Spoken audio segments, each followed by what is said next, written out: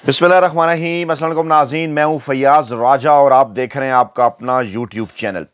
दोस्तों, पाकिस्तान तहरीक-ए-इंसाफ के सरबराह इमरान खान की जानिब से अहम तरीन शख्सियात को ख़त लिखने का मामला बड़ा कारगर साबित हो रहा है और इत्तलात ये हैं हमारी मजदूर सहाफ़ी की कि आइंदा चंद दिनों के अंदर इमरान खान ने पाकिस्तानी इस्टेब्लिशमेंट और अदलिया को मज़ीद ख़त लिखने का इंदिया ज़ाहिर कर दिया है। ज़राए का यह दावा है कि आइंदा चंद दिनों के अंदर रमज़ान से पहले ये खतूत पाकिस्तान की आला अदलिया के तमाम तर जज साहिबान, सुप्रीम कोर्ट और हाई कोर्ट के तमाम जजेस के नाम लिखे जाएंगे और इसके साथ साथ पाकिस्तानी इस्टेब्लिशमेंट को, जी हाँ, आर्मी चीफ साहब को 3 ख़त लिखे जा चुके।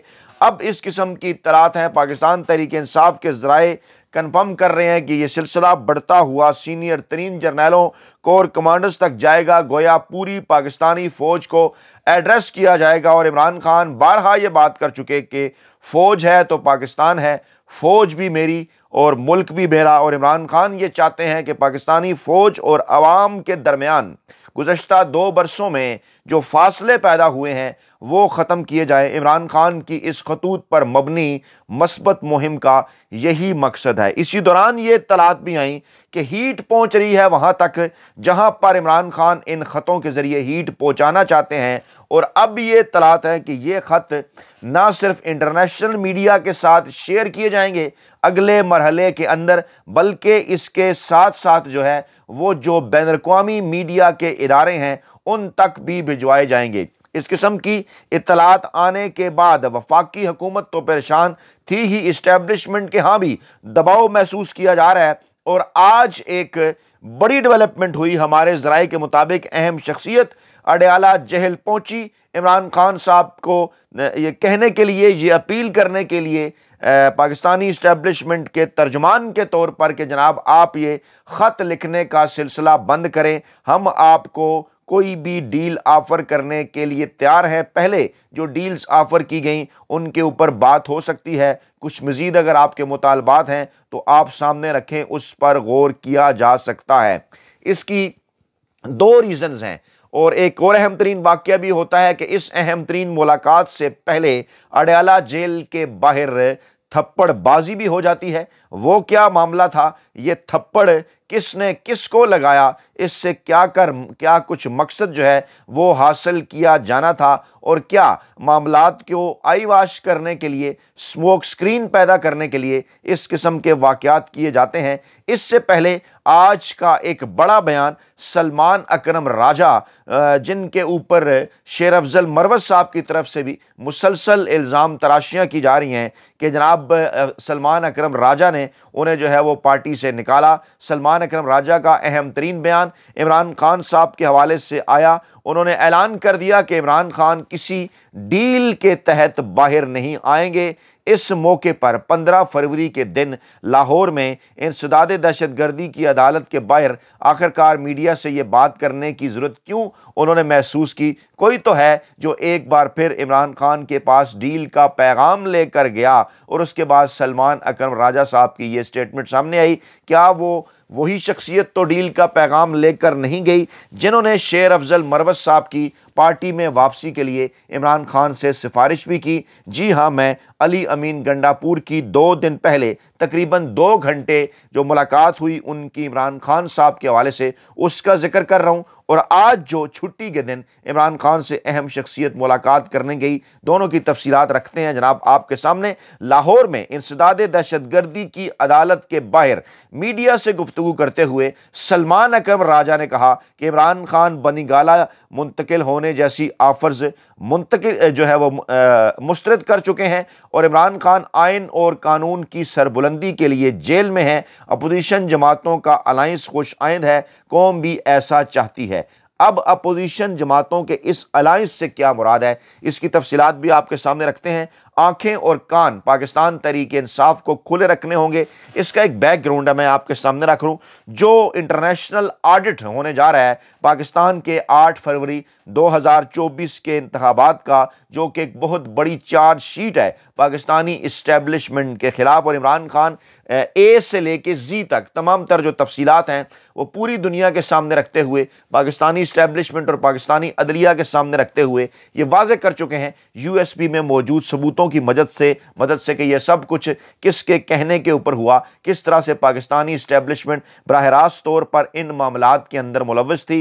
पतन की रिपोर्ट जो कि इंटरनेशनल सतह के ऊपर भी पहुंच चुकी है, इमरान खान साहब की जानिब से भी हवाला दिया गया उसका, चीफ जस्टिस को जब खत लिखा गया, और इसके साथ साथ आर्मी चीफ साहब को भी हवाला दिया गया। इसके साथ साथ IMF को जो मिशन है उसके हवाले भी कर दी गई। फिर जो बैन अवी सतह पर इस वक्त बात हो रही है पाकिस्तान में इंसानी हकूक के हवाले से, खास तौर पर एक बात जहन में रखिए कि US एड की जानिब से इमदाद बंद किए जाने के बाद इस वक्त पाकिस्तान के अंदर वो तमाम जो है वो लिबरल और रोशन ख्याल हल्के जो कि इमरान खान के दौरे हुकूमत में तो बड़ा चीखा चलाया करते थे, गुज़श्ता 2-2.5 बरसों में इंसानी हकूक की जो खिलाफ वर्जियाँ हुई उस पर वो मुकम्मल तौर पर खामोश थे। लेकिन जब ट्रंप इंतज़ामिया की जानिब से US एड के प्रोजेक्ट्स पाकिस्तान के अंदर बंद किए गए, जिसमें HRCP दीगर भी चाहे बराह रास्त ना भी फंडिंग मिलती हो, बिलवास्ता मिलती हो, दीगर जमहूरी आज़ादी के लिए, इंसानी हकूक के लिए, इंतखाबी अमल के लिए काम करने वाले इदारे, चाहे फैफन हो, चाहे पिल डैट हो, चाहे दूसरे इदारे हों, जब सबको ये बातें नज़र आना शुरू हो गई कि सबसे बड़ी फंडिंग दुनिया की जो अमेरिका से आती है वो जनाब मुतासिर हो रही है, तो फिर उनको जनाब इंतखाबी इस्लाहात भी याद आने लगी, उनको इंतखाबी धांधलियाँ भी याद आने लगी, उनको पाकिस्तान के अंदर इंसानी हकूक की खिलाफ वर्जियाँ भी याद आने लगी। और HRCP ने यह कह डाला तकरीबन 2 माह बाद, 26 नवंबर के 2 माह 10 दिनों बाद, कि नहीं जनाब 7 हलाकतें, जो 7 लोग हैं उनको तो जो है वो गोलियां मारकर हलाक किया गया 26 नवंबर के दिन। गोया के वाज़ेह हो गया कि जनाब आइंदा जो US एड की मदद पाकिस्तान को मिलनी है उससे पहले पाकिस्तान में इंसानी हकूक की आज़ादियों की सूरत हाल और वो इदारे जो इस हवाले से काम कर रहे हैं मॉनिटर्स के तौर पर, उनकी कारकर्दगी को जो है वो देखना होगा। उसके बाद फिर जनाब एक पूरी तरतीब है, जो विल्सन हो या रिचर्ड ग्रेनल हो, उनके ट्वीट्स हों, उनके खतूत हों, उनका कांग्रेस के अंदर खिताब हो, इमरान खान की रहाई की फाइल ओवल ऑफिस भेजना हो, या फिर कानून साजी का इंदिया हो, इमरान खान का नाम लेकर कानून साजी अमेरिका के ऐवान नुमाइंदगान के अंदर एक एक्ट इंट्रोड्यूस कराने का इरादा इंदिया उन्होंने दिया कि जनाब उन लोगों पर हम पाबंदियां लगाएंगे जो कि इमरान खान की गैर आइनी और गैर कानूनी कैद के जिम्मेदार हैं। अब ये सारी एक वाकयात की तरतीब है कि इमरान खान के इन खत का इम्पैक्ट जहां होना चाहिए वहां हो रहा है, और अगले मरहले के अंदर इमरान खान इस मामले को आलमी सतह पर लेकर जा रहे हैं। इस मामले को जो है वो जो दुनिया भर के आलमी इदारे हैं इंसानी हकूक के लिए काम करने वाले, उनके सामने जनाब रखने जा रहे हैं, इंटरनेशनल मीडिया के सामने रखने जा रहे हैं। तो अब जनाब एक खौफ की फ़िज़ा तो यकीनी तौर पर उन हलकों के अंदर पैदा हुई, पशेमानी भी हुई कि अगर जनाब ऑडिट हो गया इलेक्शन का, अगर जनाब हलके खुल गए तो फिर तो वाज़ेह तौर पर एक पूरी चार्जशीट है। और इससे पहले पाकिस्तान के अंदर ये मिसाल मौजूद है जनरल मुशर्रफ के मामले के ऊपर कि आइन तोड़ने के ऊपर उन्हें सज़ा हो चुकी, और जनाब किस तरह से वो तमाम तर चीज़ें जो है वो रिकॉर्ड के ऊपर भी मौजूद हैं। और इमरान खान तो अपने मशहूर ज़माना केस जिसमें इलेक्शन कमीशन गया था जनाब अडयाला जेल के अंदर, वहाँ वो वाज़ेह कर चुके कि जनाब आइन का आर्टिकल 6 लगना चाहिए, उन लोगों पर गद्दारी का मुकदमा दर्ज होना चाहिए जिन्होंने पाकिस्तानी अवाम का मैंडेट छीना, जिसमें चीफ इलेक्शन कमीशन और अरकान भी हैं। और इसके साथ साथ आपको याद है पिंडी के कमिश्नर ने चीफ जस्टिस काजी फैज़ ईसा की जानिब भी इशारा किया था, खुफिया हलकों की जानिब भी इशारा किया था। मामलात उंगलियाँ जो हैं वो पाकिस्तानी इस्टेब्लिशमेंट, मौजूदा इस्टेब्लिशमेंट की तरफ जारी थी। और अब तो इमरान खान साहब ने बाकायदा तौर पर नाम लेकर अपने आखिरी खत के अंदर जिक्र भी कर दिया है कि धांधली का जिम्मेदार कौन है। अब ये सारा बैकग्राउंड आपको बताने का मकसद क्या है जनाब? मकसद सिर्फ और सिर्फ ये है कि जनाब ये जो मामलात हैं ये अब क्योंकि इंटरनेशनल ऑडिट की तरफ जा रहे हैं, और अगर इलेक्शन खुलता है और उस सूरत में चीज़ें जो है वो वाज़ेह होती हैं, तो ऐसी सूरत हाल के अंदर हार्ट वाटर्स के अंदर होंगे वो तमाम के तमाम अहम तरीन किरदार, चाहे उनका ताल्लुक पाकिस्तानी अदलिया के साथ है, पाकिस्तानी इस्टेब्लिशमेंट के साथ, और जो माई बाप अमेरिका हमेशा से पाकिस्तान के अहम तरीन ओहदेदारों का रहा, चाहे उनका ताल्लुक अदलिया से हो या इस्टेब्लिशमेंट से, उनके लिए बड़ी मुश्किल मुस्तकबिल के अंदर अमेरिका सेटल होने के हवाले से हो जाएगी। अब दो चीज़ें थी, आपने गौर किया होगा कि अचानक मौलाना फजल रहमान साहब भी अलम लेकर निकले हैं अपोजिशन का हिस्सा बनने का,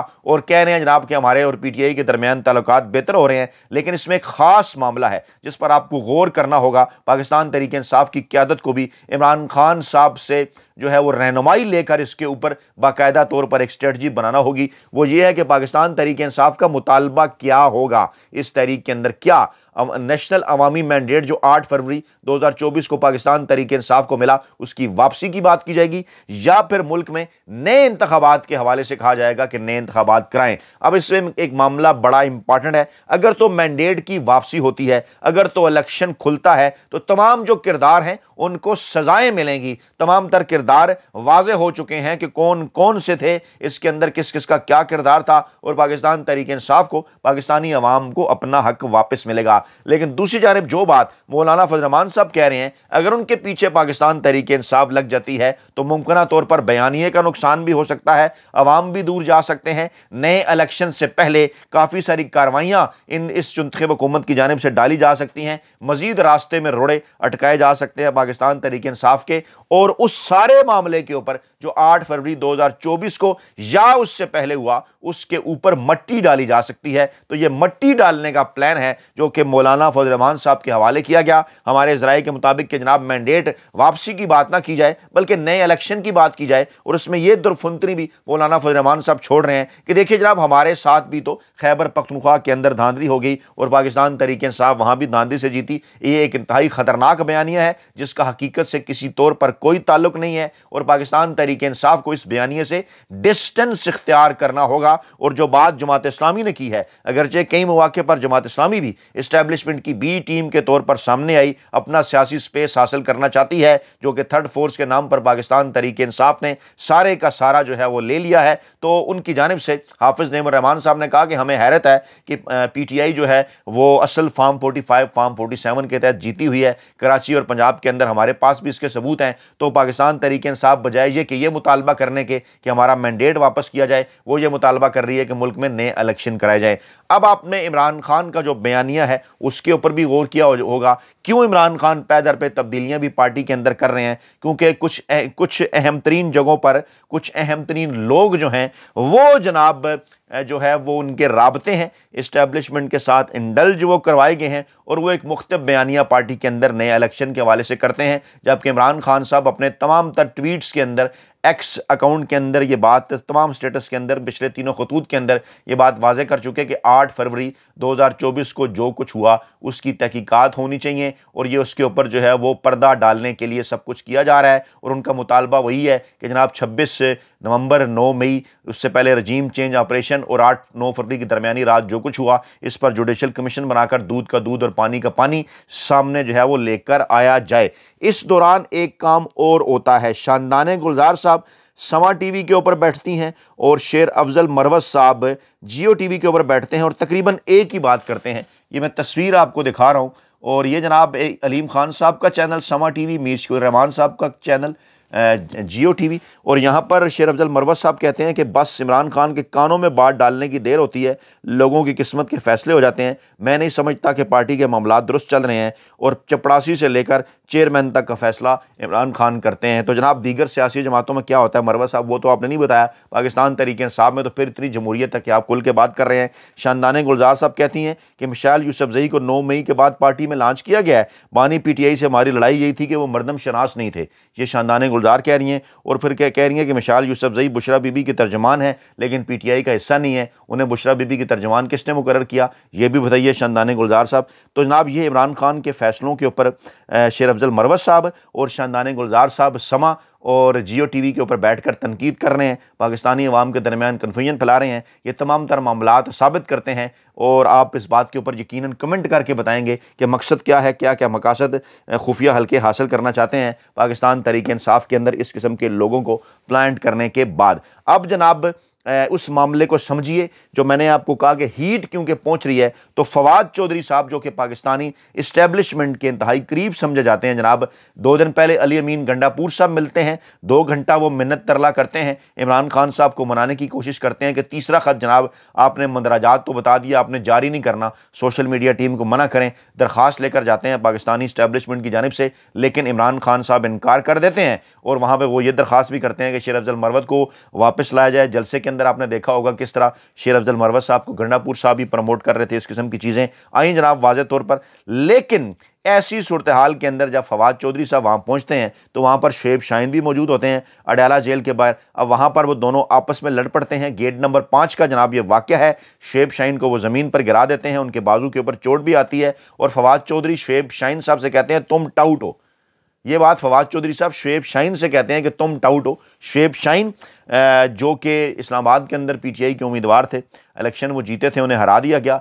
वकला जो है वो रहनुमाओं का वो हिस्सा हैं और शुएब शाहीन आगे से कहते हैं कि तुम अपने काम से काम रखो और उसके बाद फिर फवाद चौधरी अंदर चले जाते हैं। लेकिन ये इतलात भी मिलती हैं वहाँ जो लोग मौजूद थे कि जनाब उन्होंने थप्पड़ मार दिया फवाद चौधरी ने बैरिस्टर शुएब शाहीन को और उससे बाद फिर उन्होंने इमरान खान से मुलाकात की कोशिश की है। इस वक्त तक की जो इतलात हैं वो जनाब ये बता रही हैं कि इस मुलाकात की तफसीलात अभी तक बाहर नहीं आई, अंदर वो गेज ज़रूर हैं। इतलात यही है कि मुलाकात करने की कोशिश कर रहे हैं। इस हवाले से तफसीलात जो ही आएंगी तो वो तफसीलात भी जनाब हम आपके सामने रखेंगे। लेकिन इससे पहले गंडापुर साहब जो दरख्वास्त लेकर गए थे वो इमरान खान को मनाने में नाकाम हो गए हैं और अब ज़रा ये दावा कर रहे हैं कि अगले चंद दिनों के अंदर खतूत का ये सिलसिला इमरान खान साहब का मजीद जो है वो आगे बढ़ने जा रहा है। आलमी इदारों को और आलमी मीडिया को भी ये तमाम तर खतूत जो हैं वो भेजे जाएंगे। अपना बहुत ख्याल रखिएगा, दुआओं में याद रखिएगा। नई वीडियो के साथ जल्द हाजिर होंगे। अल्लाह ने के बाद।